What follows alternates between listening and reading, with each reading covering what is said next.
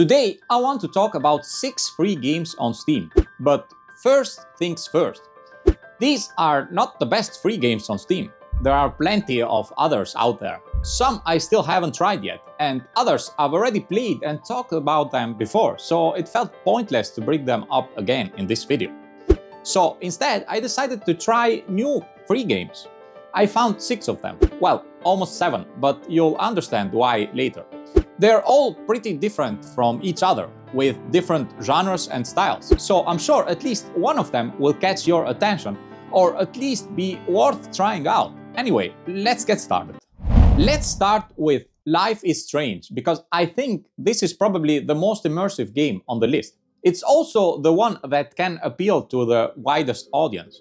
The game was pretty successful, and if I remember correctly, there are 5 episodes in total, plus a few extra releases. I only played episode 1, the free one. Life is Strange was made by Don't Nod Entertainment, a studio in Paris. Episode 1 was released in January 2015. You play as Max, a photography student who discovers she can rewind time. She uses this to save her childhood friend. Then the two of them start investigating the disappearance of another student. The time rewind mechanics changes how you interact with conversations. You say something, you see how someone reacts, you rewind, you say something else. You are always watching consequences happen before you decide what you actually want to do. As a design choice, it is really well matched to the story, which is fundamentally about choices and how they ripple forward. I have to say, this game really impressed me. The story is super engaging, and the gameplay offers mechanics that feel different from the usual story-driven or visual novel-style game.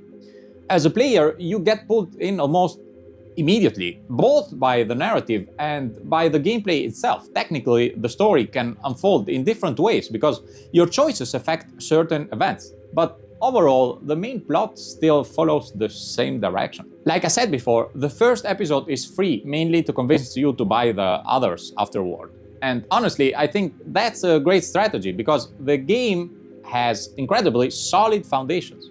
There's a reason it became so popular.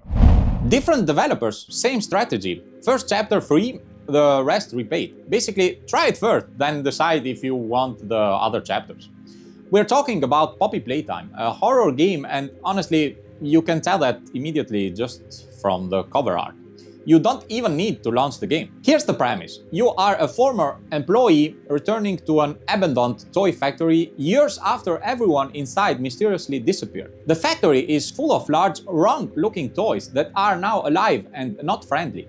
You have a tool called a grab pack, 2 extendable hands on wires that you use to solve puzzles and interact with the environment. The main monster in chapter 1 is Huggy Wuggy, a very tall, blue, furry thing with a wide, fixed smile. It stands in the entrance hall looking like a statue, and then at some point it is not there anymore.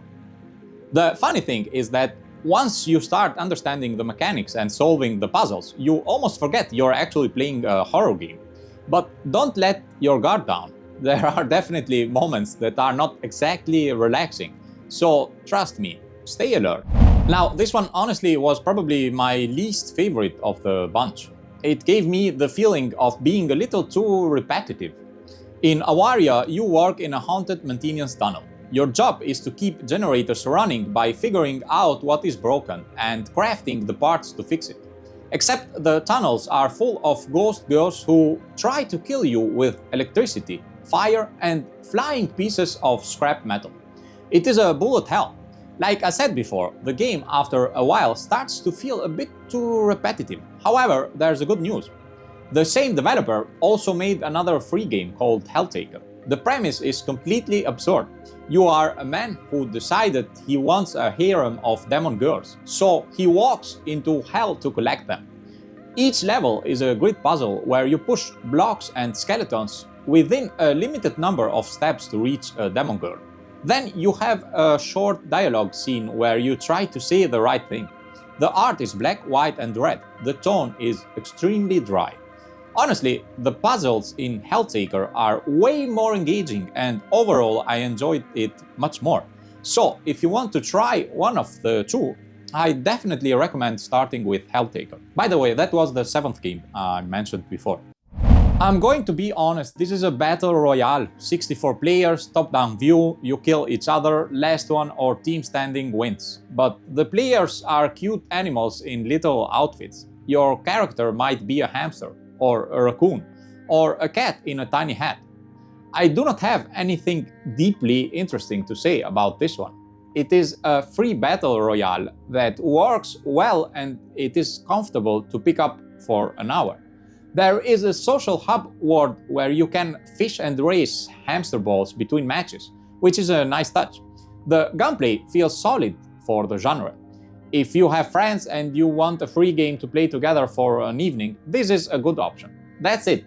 It's one of those fun comfort games. I'm saving the most successful game on this list for last, so first let me talk about The Supper, a game that I absolutely loved. It has a pixel art style, puzzle-solving gameplay, a short runtime, and a story that will emotionally destroy you. The store description calls it a tiny snack to consume while you make your afternoon coffee or right before bed. That's accurate. Here's the story. A woman named Mrs. Appleton runs a tavern. There is a voice in her head. The voice tells her to prepare a very specific meal for 3 very specific customers. You figure out how to do that. The game is a short but memorable adventure designed to be experienced in a single sitting. Of course, the length depends on how good you are at solving puzzles.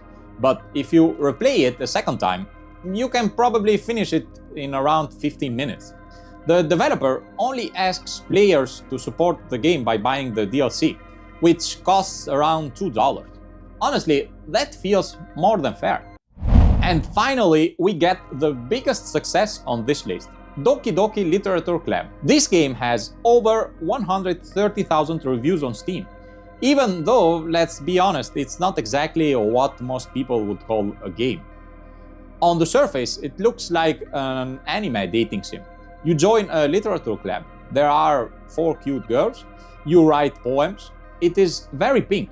The game even says right on the store page, this game is not suitable for children or those who easily get disturbed. Most people read that and assume it is just there because of the romance content. It is not.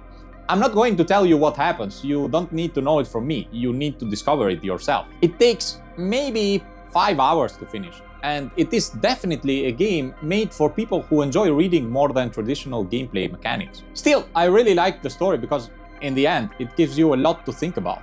At first, it feels like the game, or manga, or visual novel, or whatever you want to call it, is leading you in one direction. Then, suddenly, it hits you with a shocking twist that completely changes everything. So, yeah, those were some free games on Steam that I think are absolutely worth checking out.